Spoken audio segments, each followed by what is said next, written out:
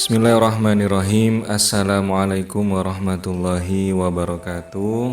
Kita kembali lagi pada pembahasan Fi Ma Fihi bagian 53, halaman 342 dan halaman 345. Baik, langsung saja. Bismillah. Di halaman ini Rumi menyampaikan dua ayat, yang mana dua ayat nanti ini kita akan mengambil hikmah yang luar biasa. Yang pertama surat Al-An'am ayat 43. Bismillahirrahmanirrahim.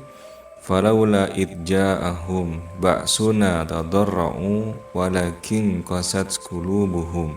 Maka mengapa mereka tidak memohon kepada Allah Ta'ala dengan tunduk merendahkan diri ketika datang siksaan kami kepada mereka, bahkan hati mereka telah menjadi keras. Ayat yang pertama ini kita pelajari bahwa Allah di sini menyindir ya. Jadi menyindir umatnya atau hambanya yang ketika datang siksaan dari Allah Ta'ala kepada mereka, tapi mereka itu bukannya malah sadar, bukannya malah memohon ampun dengan tunduk merendahkan diri, tapi justru mereka itu malah berbuat sesuatu yang tidak dikehendakinya. Apakah itu sombong, apakah itu bersedih hati yang berlebihan, apakah itu kemudian menyalahkan banyak orang, bahkan menyalahkan dirinya sendiri, atau justru dia merasa angkuh dalam kehidupan ini. Nah, itu kemudian Allah menyindirnya. Kenapa orang yang aku berikan siksaan, kata Allah Ta'ala, dia itu tidak memohon, tidak merendahkan dirinya di hadapanku, tidak memohon. Nah, di sini andai kata dia memohon, pasti Allah angkat siksaan itu. Andai kata dia merendahkan dirinya di hadapan Allah, pasti Allah angkat siksaannya, pasti Allah bantu. Man jahada fina lanahdiyanakum subulana. Barang siapa yang berusaha menuju kepadaku, akan aku tunjukkan jalannya. Itu kata Allah Ta'ala.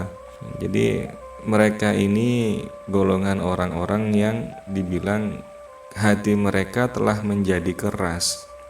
Nah, di sini apa bedanya hati yang keras dan hati yang lembut? Kalau hati yang lembut itu hidayah mudah masuk dalam dirinya. Kalau hati yang keras, cahaya ilahi, cahaya hidayah itu tidak mudah masuk dalam dirinya. Kalau hati yang lembut, ketika Allah Ta'ala mengetuk hatinya bahwa menunjukkan Allah itu rindu, Allah kangen padanya, maka dia kemudian akan membukakan pintu hatinya sehingga Allah bisa masuk. Ketika Allah Ta'ala itu masuk, maka hatinya akan menjadi tenang.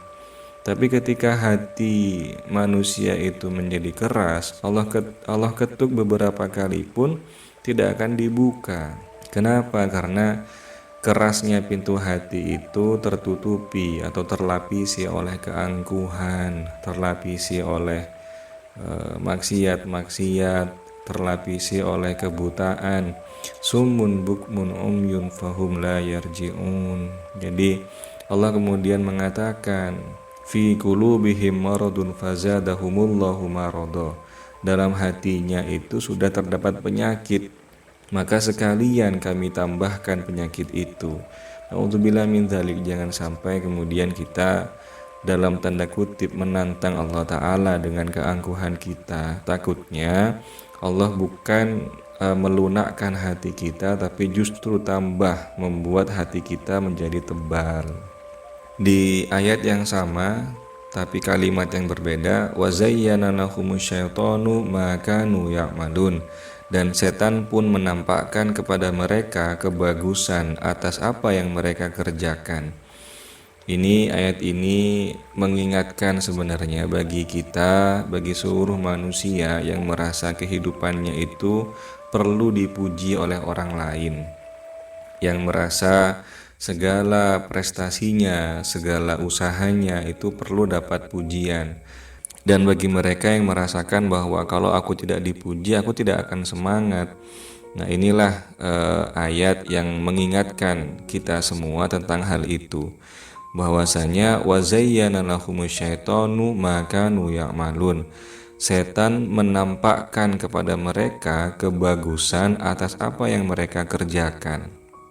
Jadi kalau kita ditampakkan sebuah pujian atau sebuah reward atau sebuah kebagusan atas segala apa yang kita kerjakan, kita kaji dulu siapa yang menampakkan ini. Apakah benar Allah yang memberikan hadiah berupa pujian-pujian ini?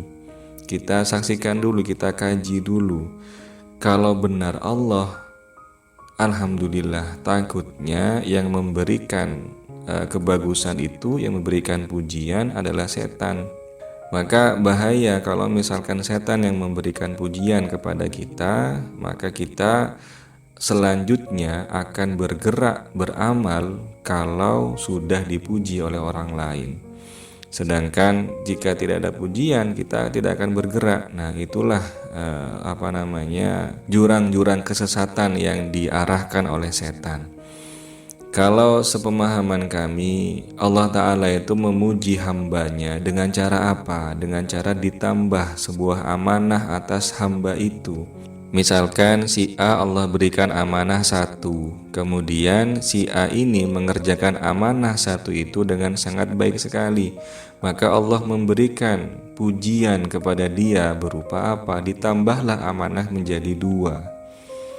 Nah, dua amanah ini merupakan wujud bahwa Allah percaya pada dia.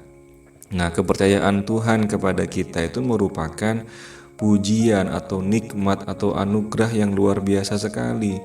Berarti kemampuan kita, berarti kebisaan kita itu dinilai positif oleh Sang Pencipta. Sehingga dia kemudian menambah amanah kepada kita bertubi-tubi. Artinya apa? Artinya kemampuan kita selaras dengan amanah itu. La yukallifullahu nafsan illa wus'aha. Allah tidak akan membebankan sebuah amanah atau sebuah ujian kepada manusia melebihi batas kemampuannya. Artinya berarti semakin banyak amanah yang dibebankan kepada kita, artinya kita semakin mampu untuk bisa melaksanakannya. Jadi sepemahaman saya bahwa Allah itu memuji hambanya bukan dengan cara kemudian memberikan ucapan selamat atau memberikan ucapan hebat, kamu hebat, tidak. Jadi Allah itu memberikan pujian kepada kita berupa apa? Ditambahlah amanah kepada kita. Dan itu bukan menjadi sebuah masalah karena energi kita untuk melaksanakan amanah itu ya berasal darinya juga. Karena dia tidak mungkin memberikan hambanya amanah tanpa memberikan hambanya fasilitas. Itu pasti selaras. Kalau dia menyuruh kita pergi ke tempat yang jauh, pasti dia juga mempersiapkan transportasinya. Karena dia maha adil, maha bijaksana.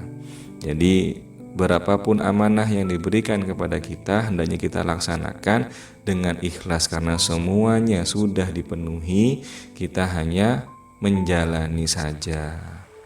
Yang kedua, Rumi berkata, kita seperti sebuah mangkuk di atas permukaan air. Ketika mangkuk itu bergerak, maka pergerakannya itu bukan dikendalikan oleh mangkuk, melainkan oleh airnya.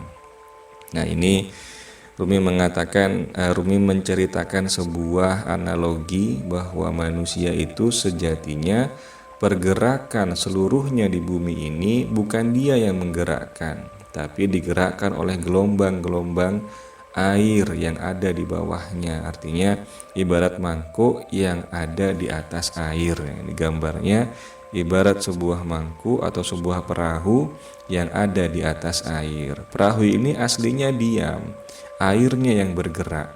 Sehingga apa? Jadi wadah atau mangkuk ini bergerak sesuai dengan aliran air. Siapa yang menggerakkan air? Ya Allah Ta'ala. Nah, dari sini kita bisa ambil 2 poin yang bisa kita pelajari. Yang pertama adalah bahwa manusia ibarat mangkuk atau wadah, yang mana kemuliaan wadah itu bergantung pada isinya. Jadi akal manusia atau hati manusia atau manusia itu sendiri ibarat sebuah wadah. Wadah itu ya bukan isi, wadah itu adalah tempatnya isi.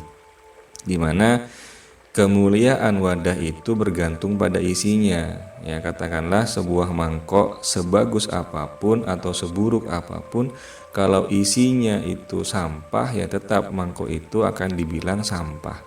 Tapi ada mangkuk yang sangat buruk tapi isinya itu merupakan makanan yang sangat lezat, maka mangkuk itu kemudian akan naik nilai dirinya, akan menjadi sangat berharga. Nah, maka dari itu kita manusia ini ibarat wadah, maka apa yang sudah kita masukkan dalam diri kita. Jadi diri kita ini isinya apa saat ini?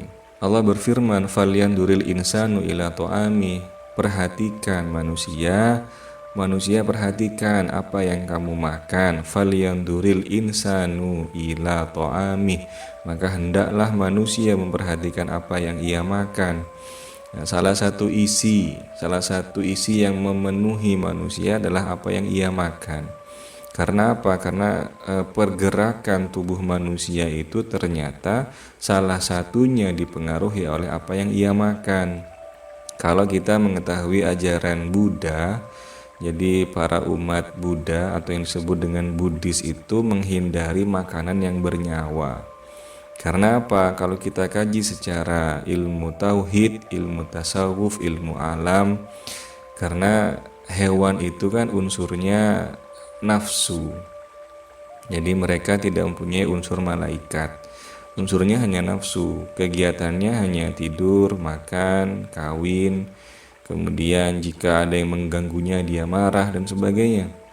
Nah, kemudian dalam diri kita sudah ada nafsu. Kalau kita banyak makan makanan yang bernyawa atau hewan, maka kita menambahkan nafsu di atas nafsu, sehingga manusianya kemudian menjadi manusia yang penuh dengan nafsu. Apakah itu nafsu amarah atau nafsu birahi dan sebagainya. Nah, apalagi hewan yang dimakan pun hewan yang sudah ditambahi zat macam-macam oleh manusia. Artinya hewan itu tidak alami lagi. Sudah masuk banyak obat-obatan dalam tubuhnya. Contohnya ayam, katakanlah ayam. Jadi memang penelitian menyebutkan yang paling sehat adalah ayam kampung dibandingkan ayam yang dijual di kedai-kedai cepat saji. Penelitian juga menyebutkan bahwa seorang anak kecil yang terlalu sering dikasih makan ayam cepat saji, maka hormon reproduksinya akan cepat matang. Sehingga sekarang banyak anak SD belum usia yang cukup, dia sudah yang laki-laki sudah mimpi basah, bagi yang perempuan sudah menstruasi dan sebagainya. Itu semua karena dipicu oleh apa yang dia makan. Nah, dari sini kita harus mulai waspada, kita harus berhati-hati tentang apa yang harus kita masukkan dalam diri kita. Karena kemuliaan wadah ini, kemuliaan diri kita bergantung pada apa yang sudah kita masukkan atau bergantung pada isinya. Nah, isi itu ada dua, yang berupa materi dan yang berupa non-materi. Kalau yang berupa materi disebut dengan kemakanan. Kalau yang berupa non-materi bisa jadi berupa ilmu, kebijaksanaan, hikmah dan sebagainya. Jadi mulai sekarang hendaknya kita mulai menata atau mulai waspada atau berhati-hati dalam memasukkan apapun ke dalam diri kita. Poin yang kedua, segala pergerakan manusia sejatinya Allah lah yang menggerakkan, sehingga doa adalah salah satu kendali utama seorang makhluk. Jadi langkah kaki kita, gerak tangan kita, kemudian gerak mata kita, keputusan yang kita buat setiap hari, sejatinya semuanya itu adalah Allah yang menggerakkan. Jadi gelombang air itu gelombang laut, katakanlah kita perahu yang ada di atas laut, maka mau kemana perahu itu dibawa, ya terserah airnya, terserah gelombang lautnya. Nah, kemudian ada yang bertanya, berarti jika ada manusia yang berbuat keburukan itu Allah yang menyetirnya. Nah, kalau berdasarkan keterangan ini, iya, memang Allah yang sengaja mengarahkan manusia itu untuk menuju kepada keburukan.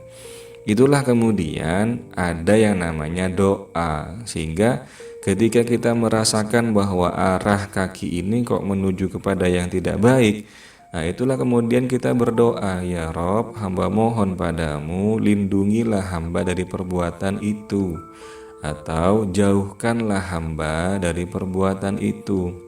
Nah, sehingga yang diharapkan Allah itu adalah doanya kita, ud'uni astajib lakum, doalah kepadaku maka akan aku jawab. Kemudian di ayat yang lain Allah berkata, idza sa'alaka ibadi anni fa inni qarib ujibu da'watad da'i idza da'an.